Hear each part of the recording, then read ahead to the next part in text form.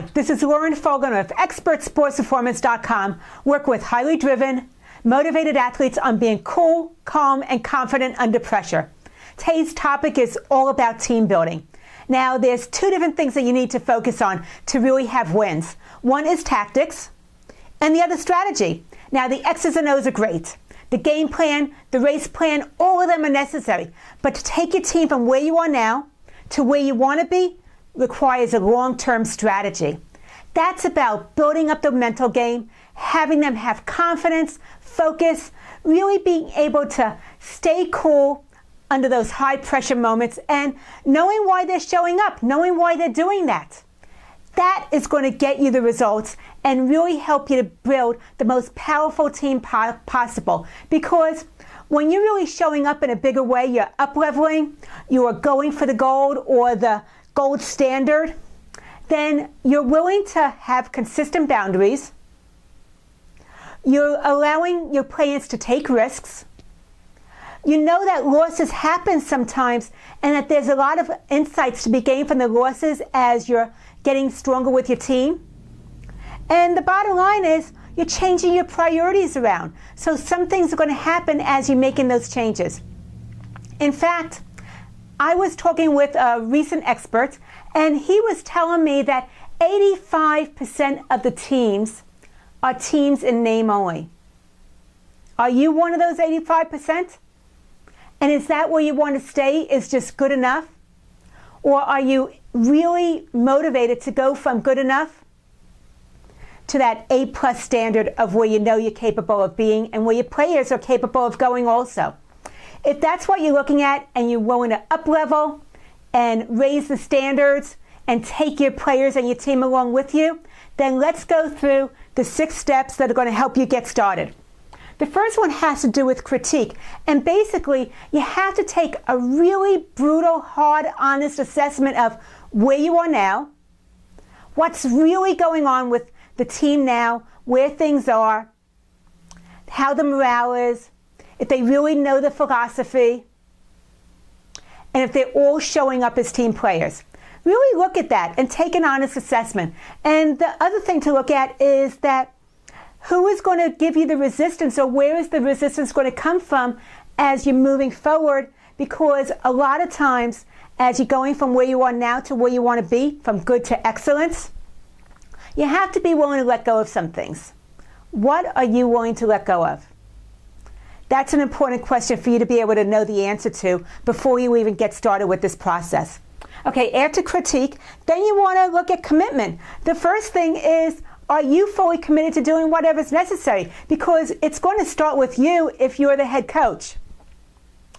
And the other part is recognize there's times that you're going to be tested, because most people, they're comfortable with the status quo. It works for them. And a lot of people like being average. It's good enough. Don't fix it if it's not broken. And that works sometimes, but when you're looking for that gold standard and you want to be the top and you want to be the ones that everybody else wants to beat, then you have to understand who's on board and who's not. And as you're doing that, also look at picking 3 to 5 core values that you want your team to stand for and that you want your team to stand behind. It gives you something to wrap around. And the other thing to look at is that there might be people on your staff also that aren't all in. How are you going to deal with that? So think about all those things. You want your plan A and you want your plan B, so that when the unexpected comes up, you have your game plan, you know what your vision is of where you're working towards, and you're ready to deal with it, as opposed to being caught off guard and faltering and maybe going back too many steps more than necessary. So commitment is really important. You need it from everybody. You need it from you. You need it from your staff. And you need the buy-in from your players. After that is clarity. You want to be able to spell it out, because you might have your 3 to 5 values, but nobody else might know what they really mean. So when you think about your 3 to 5 core values, what does that look like? What are the actions that represent those 3 to 5 values? so that other people know exactly what's expected of them. They'll know whether they're actually getting it right or not. You have something to be able to have them hold the line to. Have some that they can follow and model. The other thing is, I want you to be prepared to walk your talk. I want you to be the type of head coach that leads by example. Don't choose any values that you're not willing to model yourself. It's going to take some real thought to be able to come up with the 3 to 5 that you are willing to embrace and you're willing to stand by no matter what. So the clarity is really being able to teach everybody else what those values mean and how you can recognize if they're doing them well or not. After that is consistent, because once again, you will be tested. And when that happens and things don't work out, I want you to be able to work through the adversity. Maintaining focus on the vision and where you want to go, because it's dealing with the adversity that builds resilience, and it's a team development exercise, which is what you need, because it's as you deal with the adversity, the team's going to come together and everybody's going to be all in. It's going to make it so much easier. The other thing is that when the adversity happens, it's easy to get caught up in the emotions and get into a confrontation. That's not what you want to do. Avoid the confrontation at all costs. Instead, learn how to set healthy boundaries. Understand what that means, and then begin to set healthy boundaries. Because confrontation is not going to get you where you want to go, and that's not how people are going to buy in. After that, challenge. Well, first of all, this is a big challenge if you want to go from average to excellence. But to recognize that success, it is a process. It builds one thing upon the other. The other thing to look at is once you hit your milestone and you've arrived, don't let complacency seep in, because that's usually the beginning of the backslide. Instead, I want you to go ahead and find that next challenge that you want to move up to. Because greatness is not a static process. It grows one thing on top of another. And once you've hit one milestone, you've got to find the next one so you always have the edge and you're always the one to beat. Okay, that's a great challenge. And so the other thing is caring. The bottom line is you have to have your heart in it. You've got to really care about this and what you're doing, what the philosophy is, what the message is, and where you want to take your players.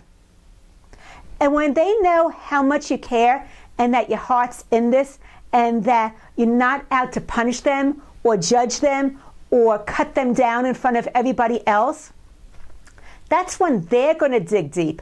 That's when their motivation is going to go up a couple notches too. So you have to put your heart into that challenge. Let them know how much you care. Let your players know how much you love them. Are you capable of doing that? And if you can't do it yourself, get someone on your staff that's able to do it for you, because that is when it really changes everything. Because you want to know that not only do the players have your back, but you have their back too. Game changer. The other thing is that when you catch your players doing something right, acknowledge it. Acknowledge individual effort. But here's the catch. You want to be able to acknowledge publicly when they're doing something right, but the poor behavior, address it in private. Don't make anybody an example in front of everybody else. It's not going to work for you in the long run, because it's going to go ahead and show that you're really not that trustworthy after all. So being able to deal with the adversity, the problems, the challenges in private builds a lot of trust in you, a lot of respect building. Okay, so here's my challenge for you. Think about how you're going to shift from good to great and what that process is. Be ready for the setbacks, because the setbacks lead to so many insights. You're going to grow from them, and the team is going to develop as well. The other thing is, as you're dealing with that and the challenges arise, stay focused on the vision of where you want to go. That's what's going to keep you steady on course. And the other thing to recognize is legacy start with a decision. Let's get you beyond the 85% out of being a team in name only and get you into the one that everybody else wants to beat. If you're interested in my free video training series, 7 Essential Steps for Peak Performance, go to my website, expertsportsperformance.com, put your name and email address in the boxes. Immediately, you'll get the first video training in the series.